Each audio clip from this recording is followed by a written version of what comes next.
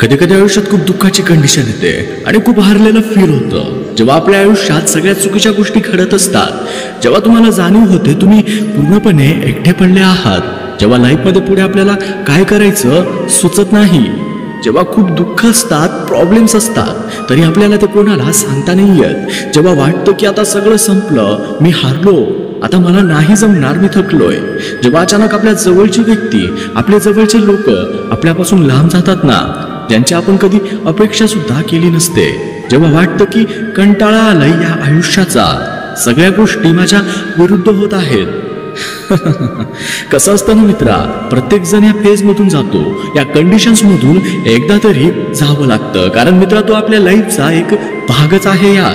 तुम्हाला कुठलीच गोष्ट सहज मिळणार नाही, तुम्हाला पाहिजे तसे होणार नाही, कारण लाईफ या आयुष्याने तुमच्यासाठी काहीतरी वेगळं ठरवून ठेवलेलं असेल, या नियतीच्या मनात काहीतरी वेगळे असते. म्हणून यार काहीही झालं ना तरी धीर नाही सोडायचा. आजचा दिवस वाईट आहे, उद्याचा अजून वाईट, पण परवाचा दिवस चांगला असेल हे लक्षात ठेवा, कारण गोष्टी चुकीच्या घडत असतात, कारण त्यांना काहीतरी शिकवायचं असतं, तुम्हाला सांगायचं असतं, तुमचे पेशन्स बघायचे असतात, तुम्हाला त्या सगळ्यांवर मात करायची आहे हे लक्षात घ्या. असं धीर नको सोडूस मित्रा. आणि सर्वात पहिले जे डोक्यात निगेटिव्ह विचार आहेत ते अजिबात आणू नका, की असं नाही झालं तर, मला हे नाही जमलं तर, जर तरचा विचार करून काही होणार आहे का? उलट असं विचार करा की मी अजून काय काय करू शकतो ज्याने माझे जिंकण्याचे चान्सेस अजून वाढतील. चांगल्या गोष्टी घडायच्या आधी वाईट गोष्टी घडतातच. फक्त तेच दिवस असतात जेव्हा तुम्हाला स्वतःवर विश्वास ठेवायचा असतो आणि सांगायचं असतं की चल ठीक आहे यार, माझा आजचा दिवस वाईट गेला ना, म्हणून काय झालं, मला माहिती आहे मी नक्की यशस्वी होणार आहे, आणि आज नाही जमलं ना तर उद्या नक्की जमेल. मला स्वतःलाच मोटिवेट करायचं आहे, कारण कोणी येणार नाही मित्रा सांगायला की तू असं कर किंवा तसं कर. जे काही आहे ना त्यांना तुम्हाला एकट्याला सामोरं जायचं आहे. मला माहिती आहे तुम्ही या सगळ्या गोष्टीमधून लवकर बाहेर पडाल, मला खात्री आहे, कारण मला माहिती आहे तुम्ही तितके स्ट्रॉंग आहात, तुम्ही असे लगेचच हार नाही मानणार. मला विश्वास आहे की तुम्ही एक दिवस नक्की यशस्वी होणार. फक्त त्यासाठी आता थोड्या वाईट आणि अवघड दिवसांना, संकटांना सामोरं जावं लागतंय. पण मित्रा, हीच ती वेळ असते जेव्हा एकतर लोक हार मानतात किंवा या सगळ्या गोष्टींना सामोरे जातात. हा छोटासा फरक असतो ना त्या प्रत्येक यशस्वी आणि अयशस्वी लोकांमध्ये. आणि मित्रा, ही गोष्ट नेहमी लक्षात ठेव की तुम्हाला लाईफमध्ये खूप लोक भेटतील जे तुम्हाला या परिस्थितीमध्ये अजून निगेटिव्ह गोष्टी सांगतील की सोडून दे रे, ते तुला जमणार नाही, नको याच्या मागे लागूस, काही होणार नाही, आपलं काहीतरी काम शोध, या सगळ्या गोष्टीत काही नाही आहे, उगाचच वेळ नको घालूस.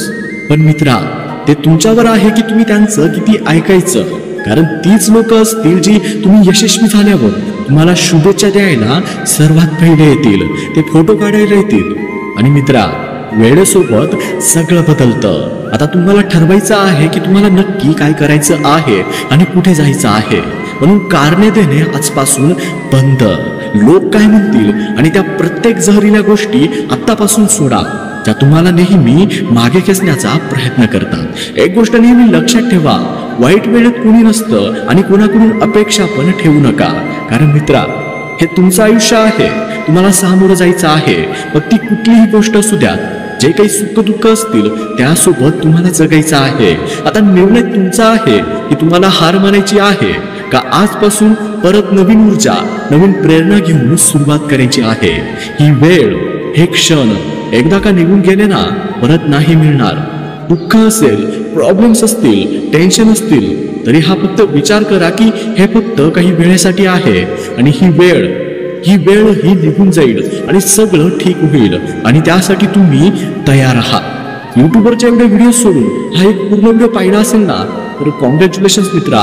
आयुष्यात तू नक्की मोठा होशील, काहीतरी नक्कीच तू मोठं करशील, कारण सत्य तेच लोक ऍक्सेप्ट करतात जे दुःख पचवून नेहमी पुढे जातात, पुन्हा जोशाने कामाला लागतात. तुमचे काहीही प्रश्न असतील तर लगेचच इंस्टाग्रामवर फॉलो करून विचारा, मी नक्कीच उत्तर देईल. Wish you all the very best.